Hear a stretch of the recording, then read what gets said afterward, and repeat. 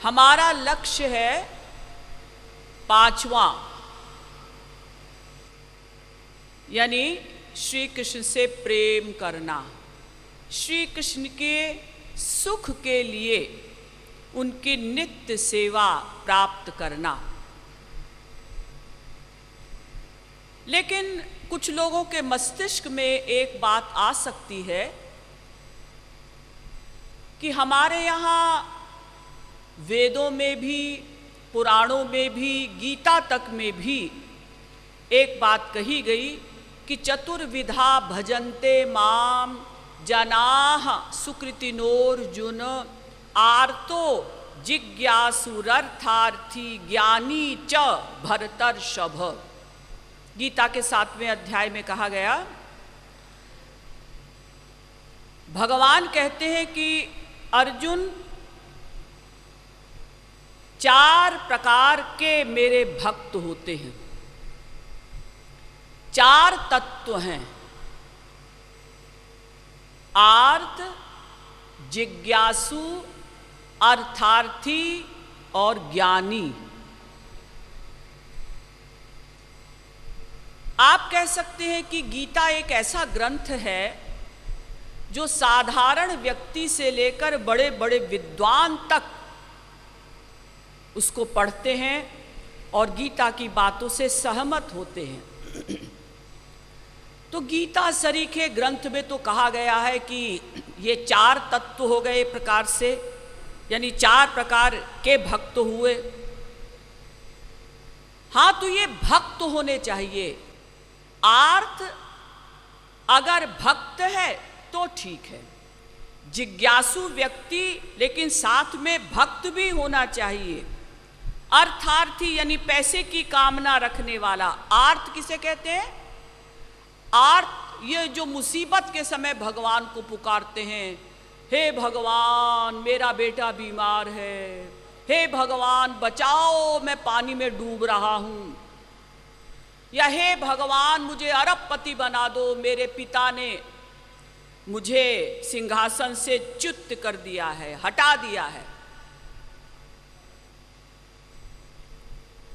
तो आर्त अगर भक्त है तो ठीक है, जिज्ञासु अगर भक्त है तो ठीक है, अर्थार्थी यानी पैसे की आशा रखता है जो भगवान से, लेकिन भक्ति भी करता हो हृदय से पूर्णतया, और चौथा है ज्ञानी। अगर केवल आर्त है तो काम नहीं बनेगा, केवल जिज्ञासु है तो भगवत प्राप्ति नहीं होगी, केवल अर्थार्थी है तो भी लक्ष्य प्राप्त नहीं होगा, और केवल ज्ञानी है तो भी मोक्ष तक भी नहीं हो सकता। इसीलिए गीता में भगवान ने कहा कि चतुर्विधा भजन्ते माम, ये 4 प्रकार से मेरी भक्ति करते हैं ये लोग, 4 प्रकार के भक्त हो गए। तो कुछ लोग कह सकते हैं कि अगर हम भगवान से पैसा मांगते हैं तो क्या गलत करते हैं? अर्थार्थी भी तो भक्त बताया गया है। हाँ, वो भक्त होना चाहिए तो ठीक है, उसका कल्याण हो जाएगा। लेकिन सच पूछिए तो ये सब हमारे लक्ष्य नहीं है। हमारा लक्ष्य वही है 5वां, वो गीता में भी बताया गया। आप कहेंगे नहीं जी, गीता में तो 4 ही बताए गए, आर्त, जिज्ञासु, अर्थार्थी, ज्ञानी, लेकिन उसके आगे लिखा है च, ज्ञानी च भरतर्षभ। भरतर्षभ माने अर्जुन, च माने ये 5वें पुरुषार्थ की ओर इशारा हुआ।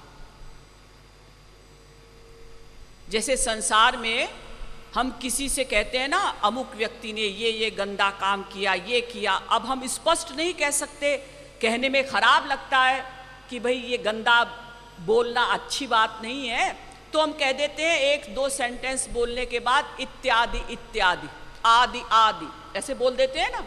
क्या फालतू गंदी बातों को मुंह से बोले तो हम कह देते हैं इत्यादि इत्यादि।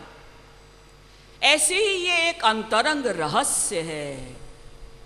ये जो पंचम पुरुषार्थ है, 5वां जो पुरुषार्थ है, प्रेम तत्व। धर्म अर्थ काम मोक्ष 4 पुरुषार्थ बताए हैं ना शास्त्रों ने, जो मैंने कल बताए थे। सच पूछिए तो ये हमारे लक्ष्य नहीं है, हमारा लक्ष्य है 5वां पुरुषार्थ, प्रेम। तो गीता सरीखे ग्रंथ में ये अंतरंग रहस्य को लिखा गया, लेकिन छुप के लिखा गया, क्लियर नहीं, च से च। इसका अर्थ किया वैष्णवाचार्यों ने प्रेम। यहां तक कि आदि जगत गुरु शंकराचार्य जी के अनुयायी मधुसूदन सरस्वती तक ने इस च का अर्थ किया गोपी प्रेम। 5वां लक्ष्य क्या है? हमारा असली लक्ष्य गोपी प्रेम, समर्थारति निष्काम प्रेम, माधुर्य भाव का निष्काम प्रेम, गोपी प्रेम। तो हमारा साध्य क्या है, यानी हमारा लक्ष्य असली क्या है? धर्म अर्थ काम मोक्ष नहीं, ये तो आप कल समझ गए। और श्री कृष्ण की नित्य सेवा मिले, ये भी आप समझे, यही हमारा लक्ष्य है। लेकिन वो नित्य सेवा मिलेगी कैसे? ये 5वें पुरुषार्थ से मिलेगी। पंचम पुरुषार्थ से ही प्रेम महाधन। चैतन्य महाप्रभु ने भी एडमिट किया कि 5वां पुरुषार्थ है ये प्रेम महाधन। इसीलिए एक पुस्तक है साधन साध्य, उसमें डिटेल में हमारा लक्ष्य क्या है, एम क्या है, उसका निरूपण किया गया। यानी चैतन्य महाप्रभु के समय में एक बहुत बड़े विद्वान हुए रामानंद राय जी, विद्वान भी और भक्त भी, यानी महापुरुष थे रामानंद राय जी भी। तो चैतन्य महाप्रभु विद्यार्थी बन गए और रामानंद राय जी अध्यापक बन गए। एक्टिंग में बताना है हम लोगों को कि हमारा लक्ष्य क्या है। चैतन्य महाप्रभु जिज्ञासु बनकर हाथ जोड़कर प्रश्न कर रहे हैं और रामानंद राय जी उत्तर दे रहे हैं। देखिए कितनी दीनता, स्वयं भगवान होकर चैतन्य महाप्रभु प्रश्न कर रहे हैं। दीनता की अंतिम सीमा, अपने भक्तों के चरणों को पकड़कर रो रहे हैं चैतन्य महाप्रभु, मुझे श्री कृष्ण से मिला दो, मुझे श्री कृष्ण से मिला दो। कितनी दीनता! और हम लोगों में कितना अहंकार, कुछ है नहीं हमारे पास तो भी हम इतना अहंकार करते हैं।